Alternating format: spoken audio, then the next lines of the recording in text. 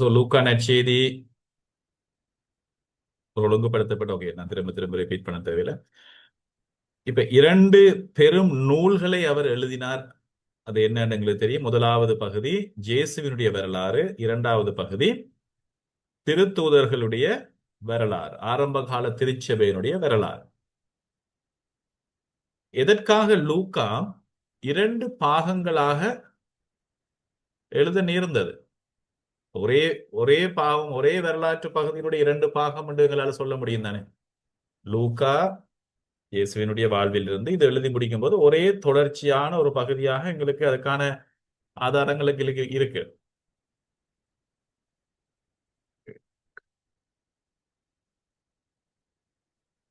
Minute.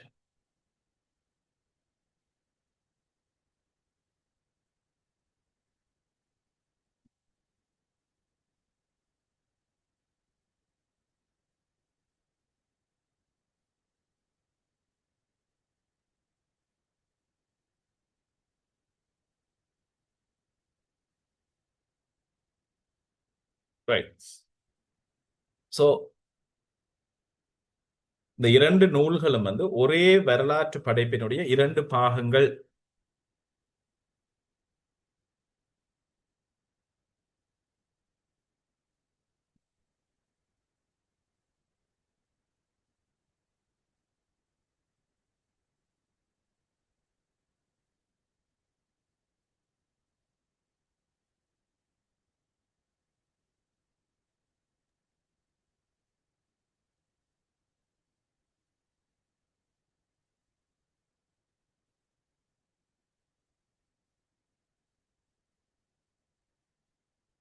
எதற்காக 2 பாகங்களாக லூக்கா எழுதினார் அப்படின்றதுக்கான ஒரு சில விளக்கங்களை நாங்க பார்ப்போம். அதாவது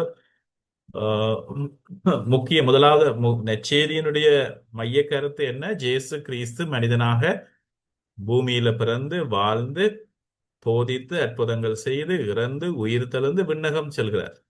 அது வரையான நிகழ்வுகள் நற்செய்தியில பதியப்பட்டிருக்கு, லூக்கா நற்செய்தியில இருக்கு. அதுல இருந்து அப்போஸ்தலர் பணி, அதாவது திருத்தூதர் பணி முதல்ல 1:1 எப்படி தொடங்குது அப்படின்னு சொல்லி நாங்க பார்த்தோம்னு சொன்னா, all that Jesus began to do and teach, அந்த வார்த்தை ஏற்கனவே நான் முன்னர் எழுதியிருக்கிறேன். அப்போஸ்தலர் பணிக்கு நாங்க ஒரு போனோம்டா, பைபிள் இருக்கிறவங்க பாருங்க, அல்லது ஓகே நான் காட்டுறேன் உங்களுக்கு.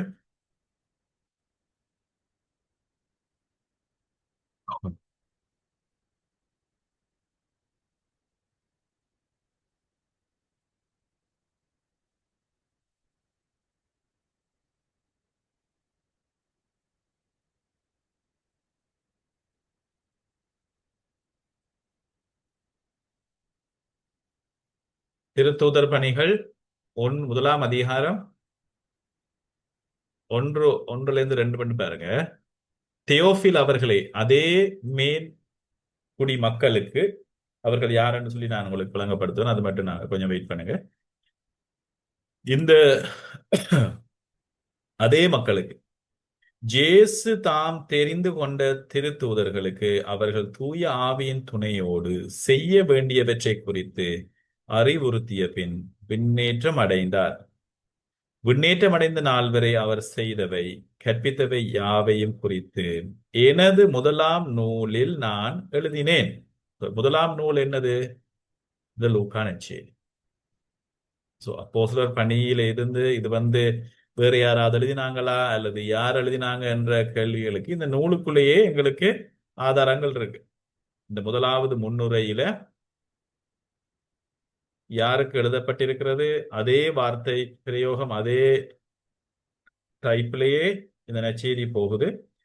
அதுக்கான வேறு வேறு காரணங்களும் இருக்கு. ஆனா இப்போ முதலாவது நூலில் நான் எழுதினேன் அப்படின்னு சொன்னா அதான் நற்செய்தி. ஸோ லூக்கா நற்செய்தியை எழுதி முடிச்சு அதுக்கு பிறகுதான் அவர் இரண்டாவதாக இதை எழுதியிருக்கிறார். ஸோ முதலாவது ஏற்கனவே எழுதப்பட்டாச்சு. சில பேர் கன்ஃபியூஸ் பண்ண தேவையில்லை. முதல்ல இதை எழுதி போட்டுதான் லூக்கா நற்செய்தியில் எழுதினாரா அப்படின்னு இல்லை. முதலாவது எழுதின பிறகுதான் இதுக்கு நான் வருகிறேன் அப்படின்றதுல எங்களுக்கு எந்த கன்ஃபியூஷனும் இல்லை.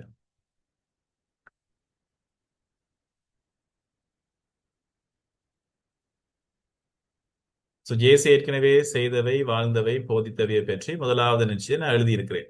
என்று அவரே சொல்லியிருக்கிறார்.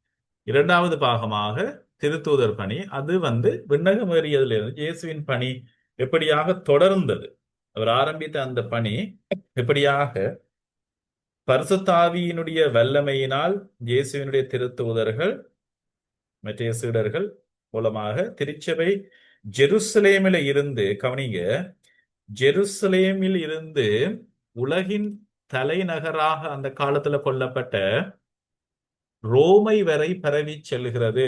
ரோமை மட்டும் போறதுல இவருடைய இந்த வரலாற்றை அவர் முடிக்கிறார். எங்க ஆரம்பிச்சு எங்க முடிக்கிறார் அப்படின்னு பார்த்தா, லூக்கா நற்செய்தி ஆரம்பமாகுது. ஓகே, ஒரு சில விஷயங்களை நான் முதல்ல உனக்கு சொல்றது பிரச்சனை இல்லைன்னு நினைக்கிறேன். லூக்கா நற்செய்தி ஆரம்பமாகிறது ஒன்று ஒன்று எங்கேயும் நாங்க பார்த்தோம் என்று சொன்னா, அதுவும் ஜெருசலேம் ஆலயத்துல ஆரம்பமாகுது.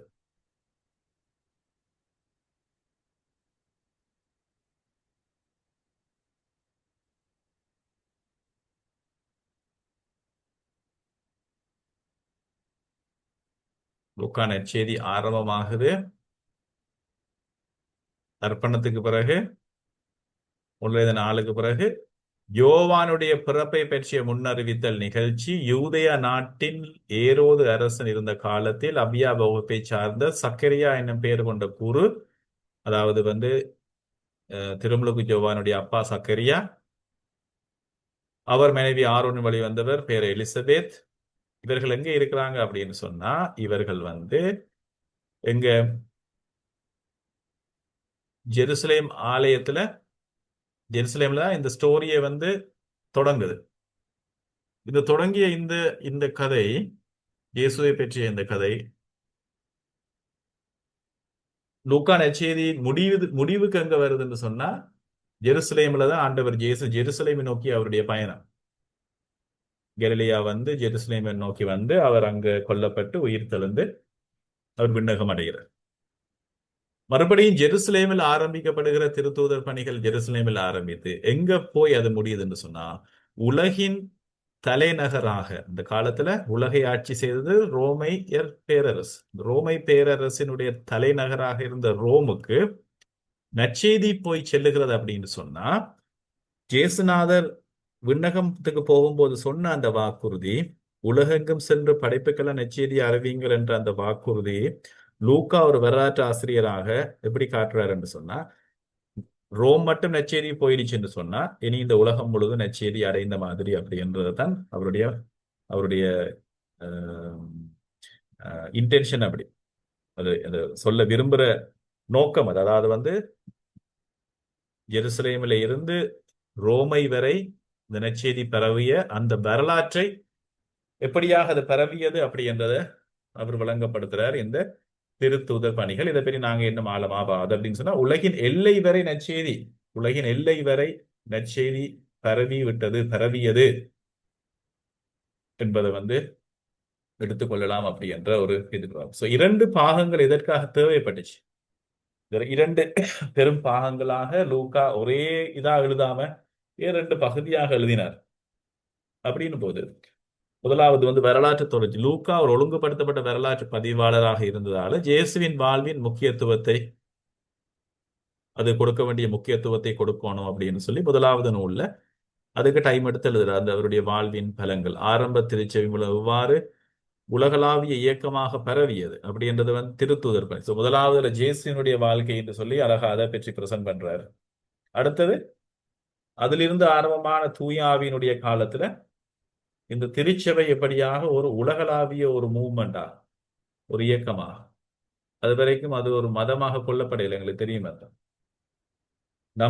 அப்போஸ்தலர் பணியிலே நாங்க பார்க்கிறோம், நம்பிக்கை கொண்டவர்கள் எல்லோரும் புதிய நெறியை பின்பற்றுகின்றவர்கள் என்று சொல்லி அழைக்கப்பட்டார்.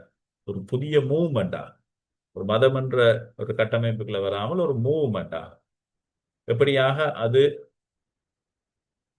எங்க மட்டும் போகுதுன்னு சொன்னா ரோமை மட்டும் சென்று உலகின் கடை எல்லை வரை ரோமுக்கு போனா இனி எல்லா இடத்துக்கும் போறதுக்கான அக்சஸ் ஈஸி அப்படி என்று சொல்லி காட்டுறதுக்காக அந்த வரலாற்று தொடர்ச்சியாக இரண்டு முக்கியமாக இருக்கணும். இரண்டுக்கும் தான் செய்யறது ஜஸ்டிஸ் செய்யணும் என்றது அவர் கவனமாக இருந்தார். அடுத்ததா வந்து அந்த காலத்துல இருந்த டெக்னிக்கல் பிரச்சனை எப்படின்னா, ஒரு புத்தகம் எழுத பெரிய வரலாற்றை வந்து ஒரே சுருள்ல ஒரே ஸ்கோல்ல எழுத முடியாது. ஆகவேதான் 2 பாகமாக பிரித்து எழுத வேண்டிய ஒரு தேவை இருந்தது அப்படின்னு சொல்லி சொல்றாங்க. 3வது வந்து போதனையின் நோக்கம். லூக்கா இயேசுவினுடைய திருச்சபைக்கு அதனுடைய ஆரம்பத்திற்கு உள்ள உறவை காட்டி எப்படி இந்த இந்த கிறிஸ்தவர்கள் என்று சொல்லி பெயர் எடுக்கிற நிலையை வந்து காட்டுவார். எங்க அவருடைய சொந்த ஊர்ல தான் கிறிஸ்தவர்கள் என்று சொல்லி அழைக்கப்பட்டார்கள், அந்தியோக்கு என்று சொல்ற இடத்துல. அதான் லூக்காவினுடைய சொந்த இடம், பிறந்த இடம். அதுல லூக்காவுக்கு ஒரு ஒரு ஒரு பெருமை ஒன்று இருக்கு. தன்னுடைய ஊர்லயே தான் அந்தியோக் என்று சொல்லப்படுற இடம். ஜெருசலேம்ல ஆரம்பமான இப்ப அந்தியோக்குக்கு வந்திருக்கு. இந்த அந்தியோக் என்று சொல்லப்படுகிற இடத்துல இது கிறிஸ்தவம் என்று சொல்லி அழைக்கப்பட்ட இது வந்து ஒரு சட்டபூர்வமான, அதாவது ஒரு ஒரு ஒரு சட்டபூர்வம் என்பது அது சரியான ஒரு லெஜிட்டிமேட்டான ஒரு மூவ்மெண்ட். அது மட்டுமல்ல, யூத மதத்தினுடைய ஒரு நிறைவு. ஒரு சில முக்கியமான விஷயங்களை நாங்க இன்னும் பார்ப்போம். இது ஒரு அப்போஸ்தலர் பணியில இந்த ஸ்ட்ரகிள் இருந்து கொண்டே இருக்கும். அது யூத மதம் குறை இப்ப அதுல இருக்கக்கூடிய அதுல நிறைவு இல்லை அப்படி என்று யூதர்கள் விலகி விலகி கிறிஸ்தவத்துக்கு வரும் பொழுது யூதம் யூதத்தினுடைய பிடிகள் எல்லாம் இப்ப கொலாப்ஸ் ஆகி கொண்டிருக்கு. கிறிஸ்தவ மதத்தை நோக்கி பெரும்பாலான மக்கள் யூதர்கள் வந்து வந்து இணைந்து கொண்டிருக்கிறாங்க. என்ன காரணம் சொன்னா யூத மதத்தினுடைய நிறைவு கிறிஸ்தவத்துல இருக்கு.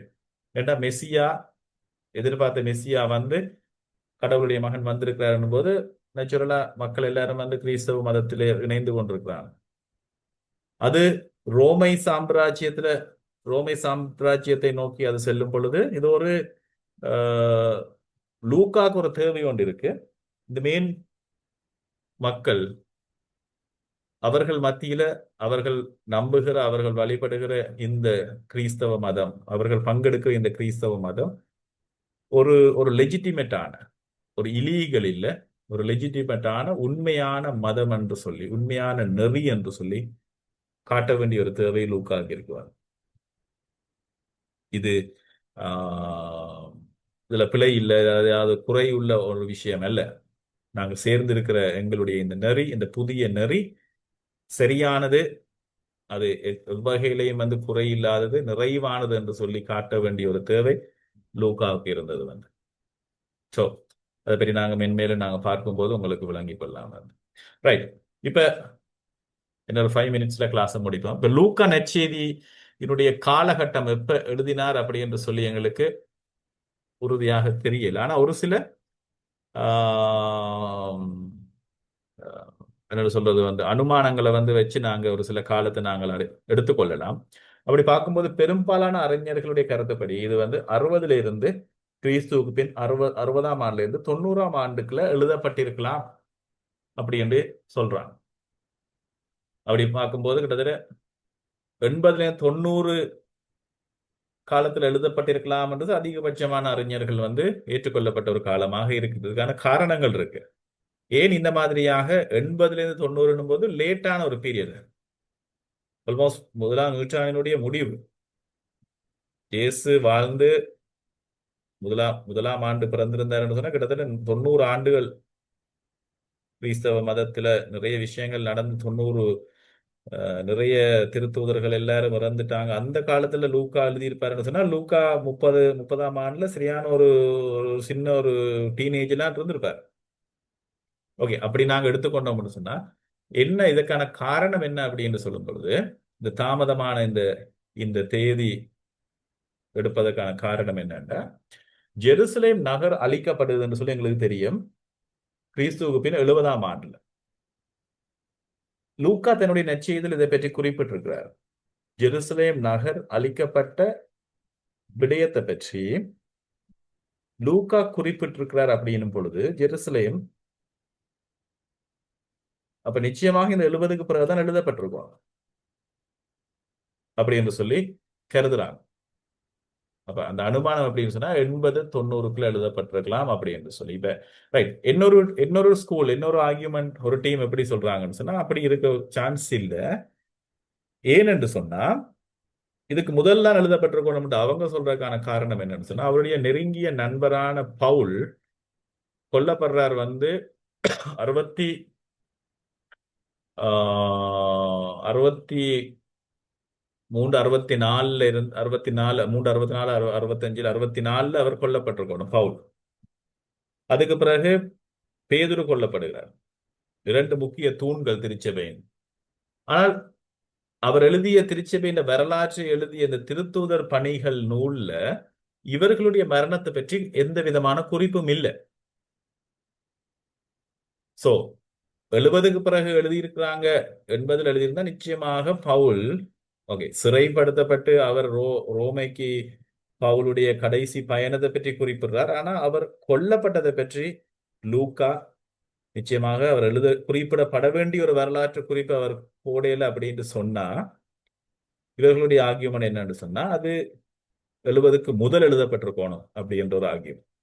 ஆனா அப்படிதான் அந்த டேட்டா அவங்க சொல்றாங்க வந்து கிட்டத்தட்ட 60ல இருந்து 90 என்று சொல்லி ஒரு ஒரு டைம் பீரியடை கொடுக்குறாங்க. ஸோ ஆனா எங்களுக்கு இந்த ரெண்டு ஒப்பீனியனோட வச்சு கொண்டு தான் நாங்க எங்களுடைய டிஸ்கஷனை நாங்க கொண்டு போவோம். ஓகே